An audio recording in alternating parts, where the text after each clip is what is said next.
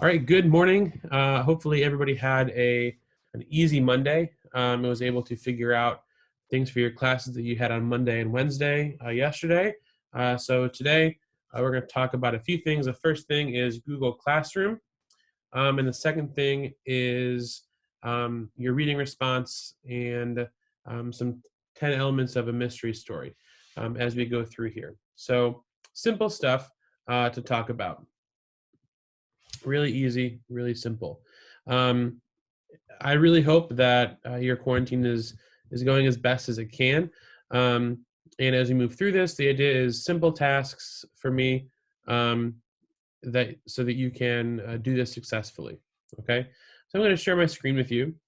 Um, it's pretty simple. What you're going to see here is that we are in Google Classroom. So when you go to classroom.google.com, this is what comes up. And you'll notice that I have several classes because I teach several classes. You can also hit the plus button here and join a class with the class code.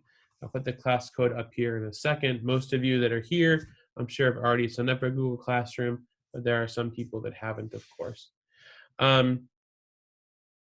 So after you once you click join a class, you put the class code here. Make sure that it's correct. The class code is 2AEDS6N. 2AEDS6N. And that'll get you into this with no problem.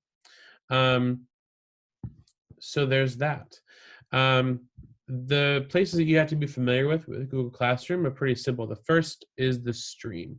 So if you're on your phone, this is going to look just a little bit different. Your classes will be stacked, 1, 2, 3, or however many you have on Google Classroom. And then once you click it, the stream and classwork options will be on the bottom. Okay. So anytime I post an assignment, it shows up here on the stream. I posted a bunch of stuff on the 13th.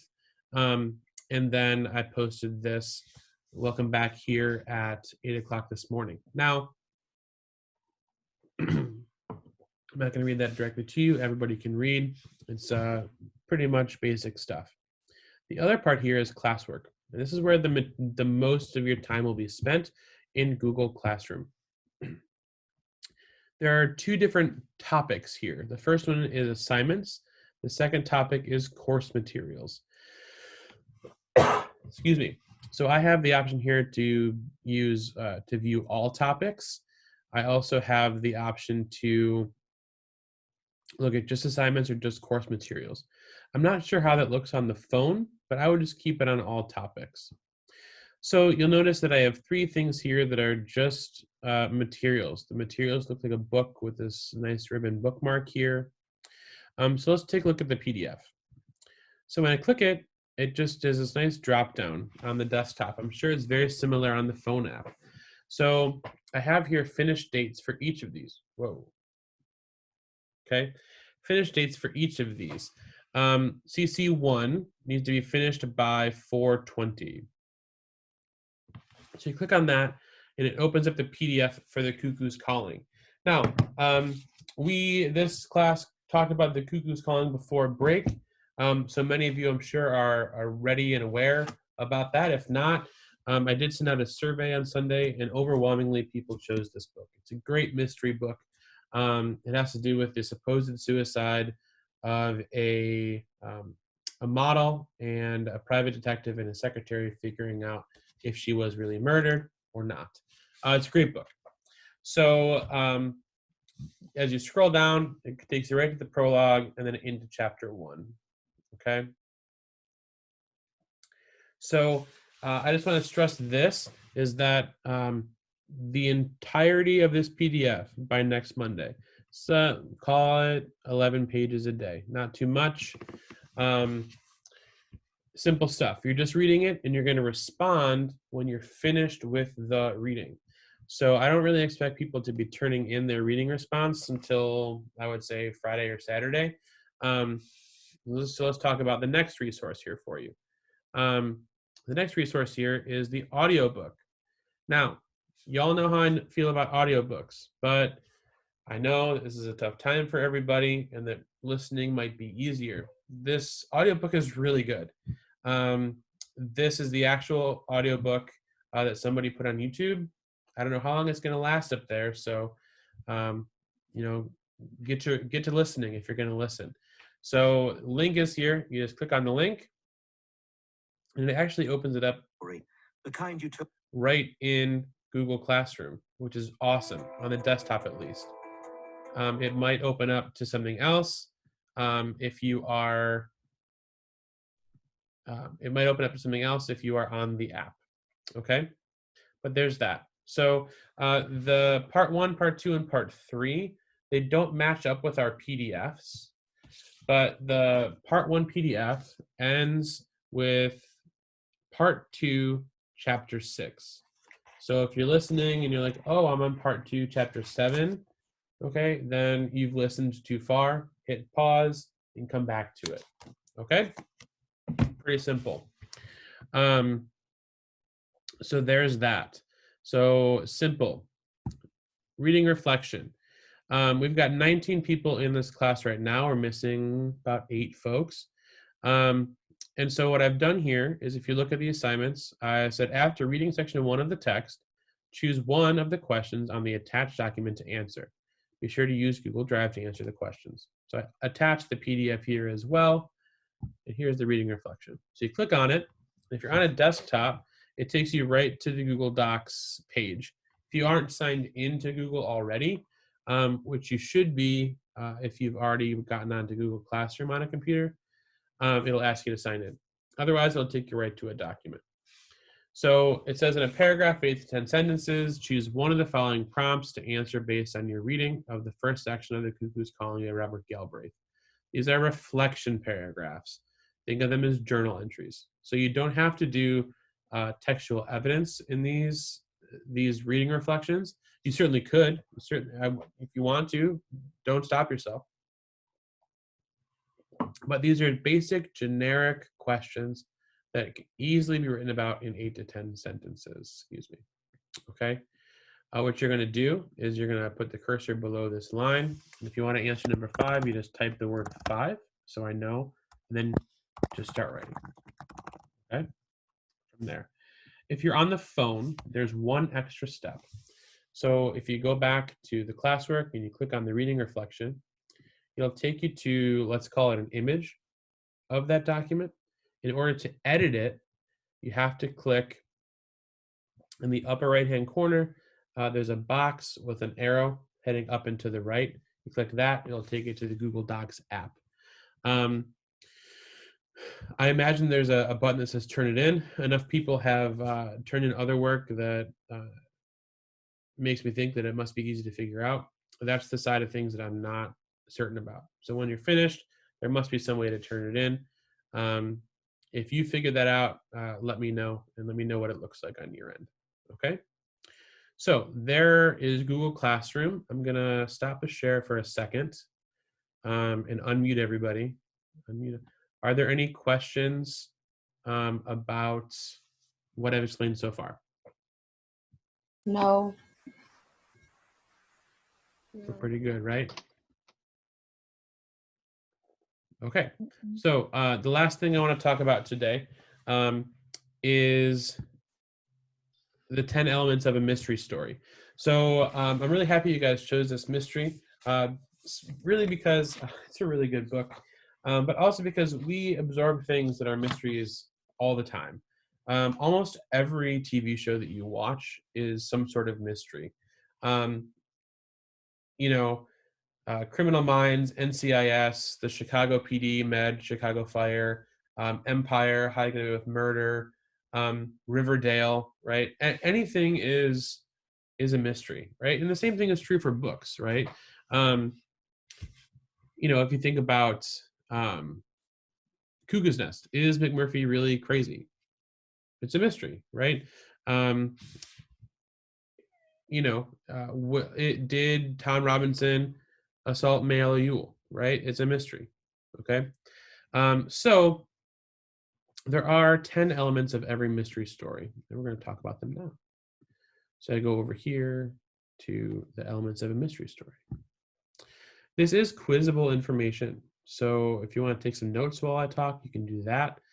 We got about 5 to 6 minutes left of our call.